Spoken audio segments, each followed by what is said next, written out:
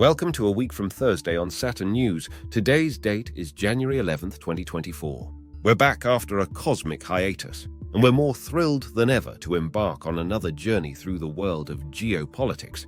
Let's begin with the numbers from the top two cryptocurrencies. With the Bitcoin Spot ETF approved by the SEC yesterday, here are the numbers as of today, 6:15 p.m. Bitcoin with a market cap of $908.98 billion with a current price of $46,467.55, down 2.15%. Ethereum with a market cap of $314.22 billion with a current price of $2,619.64, up 0.64%. Next, we explore the world or precious metals. As of today, 6:22 p.m. Gold at $2,033.88 a troy ounce. Silver at $22.96 a troy ounce. Platinum at $920.82 a troy ounce, and palladium at $995. These are the numbers, our stories for today. In today's episode, we take a look at the Kremlin's hawkish stance as Medvedev delivers a stark message on Russia's nuclear deterrence policy. Shifting our focus, we explore the UN's top court, embarking on a historic hearing in a genocide case against Israel, initiated by South Africa. And later, tensions escalate in the Gulf of Oman as we dissect the implications of Iran's seizure of a US-linked tanker.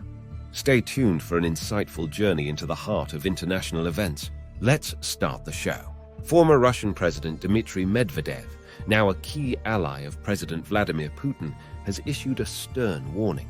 He cautions that any Ukrainian attacks on missile launch sites within Russia, utilizing arms supplied by the United States and its allies, could trigger a nuclear response from Moscow. Expressing concerns about Ukrainian military commanders contemplating strikes on Russian missile launch sites, Medvedev referred to the specifics outlined in paragraph 19 of the fundamentals of Russia's state policy in the field of nuclear deterrence. He emphasized this in a message posted on the Telegram messaging app, stating, "They risk running into the action of paragraph 19. This should be remembered." So, what exactly does paragraph 19 entail? President Putin's June 2020 decree outlines the conditions under which Russia might consider using nuclear weapons. These include the arrival of reliable data on ballistic missile launches, the use of nuclear weapons or other types of mass destruction by an adversary, an attack on critical governmental or military sites, and aggression with conventional weapons jeopardizing the state's existence. While Putin holds ultimate authority over Russia's nuclear arsenal, Medvedev's statements reflect the hawkish sentiments within the Kremlin. Critics have dismissed these nuclear threats as attempts to gain attention or dissuade the West from supporting Ukraine. The United States and its allies have pledged almost $250 billion in assistance to Kyiv, escalating tensions in the region. The risk of nuclear escalation has loomed over the Ukraine war since Russia's troop deployment in February 2022. In 2022, White House National Security Advisor Jake Sullivan expressed concerns to Moscow about potential Russian nuclear escalation. As the two largest nuclear powers, Russia, under Putin's control, possesses 5,889 nuclear warheads, while US President Joe Biden oversees approximately 5,244, according to the Federation of American Scientists. Once seen as a liberal modernizer during his presidency from 2008-2012, Medvedev now positions himself as one of the Kremlin's staunchest anti-Western hawks, shaping the narrative of the conflict as an existential struggle with the West. Our next story. A historic moment at The Hague as the International Court of Justice begins hearings on South Africa's accusations of genocide against Israel over its military operations in Gaza. This case not only challenges Israel's national and international identity, but also delves into one of the world's most enduring conflicts. Israeli leaders, recognizing the gravity of the accusations, have taken the unusual step of engaging with the court, a departure from their typical stance. South African lawyers are presenting a comprehensive pattern of conduct spanning decades, arguing that the recent Gaza war is part of a prolonged history of Israeli oppression. The court, armed with 13 weeks of evidence, is now evaluating a plausible claim of genocidal acts. During the opening arguments, Minister of Justice and Correctional Services of South Africa, Ronald Lamola, stressed the urgency, stating, "Nothing will stop the suffering except an order from this court." Israel vehemently denies the allegations, emphasizing the challenges it has faced since its establishment in 1948 and pointing to the Oxen-Rizwan attacks by Hamas fighters. They insist on compliance with international law while attributing the high death toll to Hamas operating in residential areas.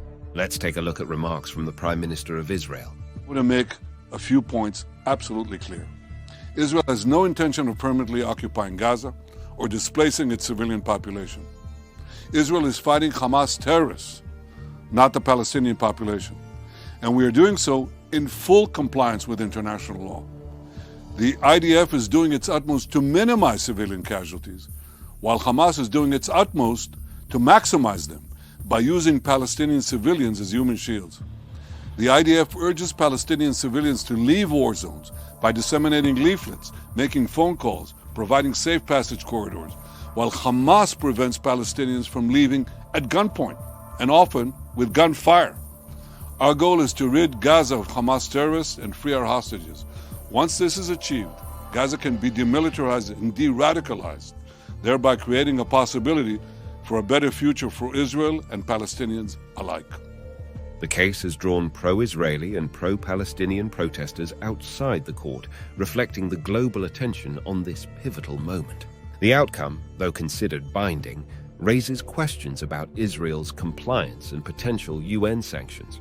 These are the countries supporting South Africa's claims of genocide against Israel: Bolivia, Belgium, the Maldives, Venezuela and Namibia, Afghanistan, Albania, Azerbaijan, Bahrain, Bangladesh, Benin, the United Arab Emirates, UAE, Brunei Darussalam, Burkina Faso, Algeria, Djibouti, Chad, Indonesia, Morocco, Côte d'Ivoire, Palestine, Gabon, Gambia, Guinea, Guinea-Bissau, Guyana, Iraq, Iran, Cameroon, Qatar, Kazakhstan, Kyrgyzstan, Comoros, Kuwait, Libya, Lebanon, Maldives, Malaysia, Mali, Egypt, Mauritania, Mozambique, Niger, Nigeria, Uzbekistan, Pakistan, Senegal, Sierra Leone, Somali, Sudan, Suriname, Syria, Saudi Arabia, Tajikistan, Togo, Tunisia,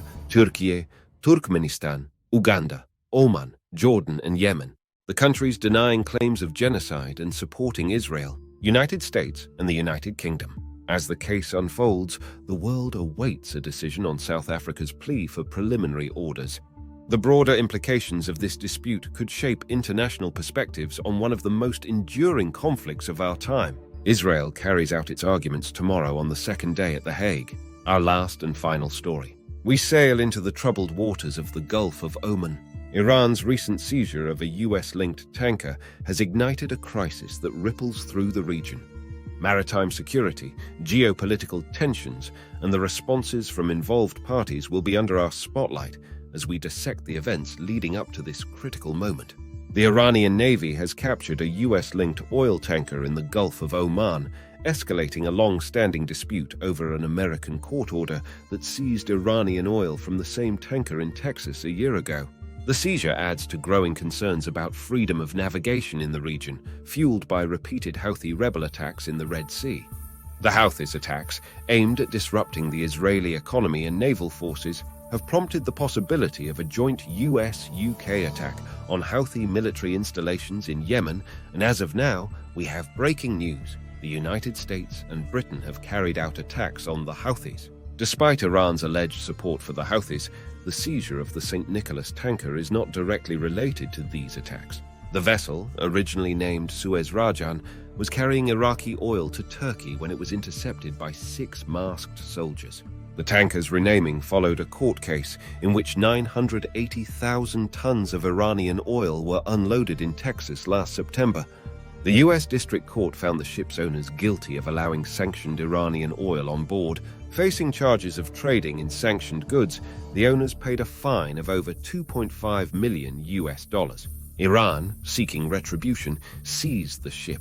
claiming it was in response to the violation committed by the Suez Rajan and the alleged theft of Iranian oil by the United States.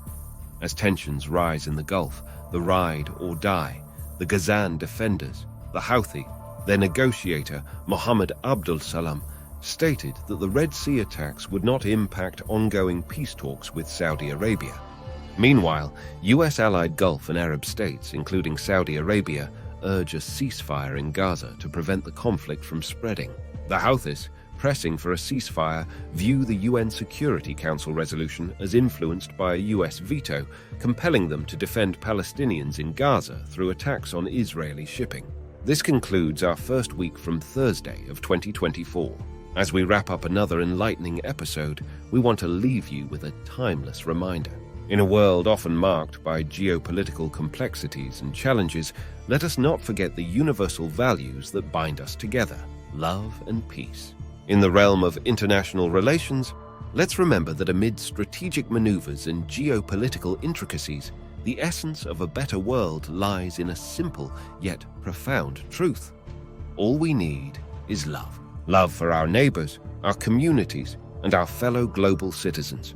No matter where you are or what corner of the globe you call home, let's strive to foster understanding, compassion, and unity. In the face of differences, may love guide our hearts, and may peace be the common ground that unites us all. Until next time, dear viewers, spread love, embrace peace, and continue seeking the stories that connect us all. As we say at Saturn News, question everything, everything. This has been Week from Thursday on Saturn News, bidding you farewell. Take care and be the positive change you wish to see in the world. Join the guys, Eric L. Brown and Amir B. Browder, as they return in 2024 with their monthly commentary on the news next week on A Week from Thursday only on Saturn News. Today's date is January 11th, 2024.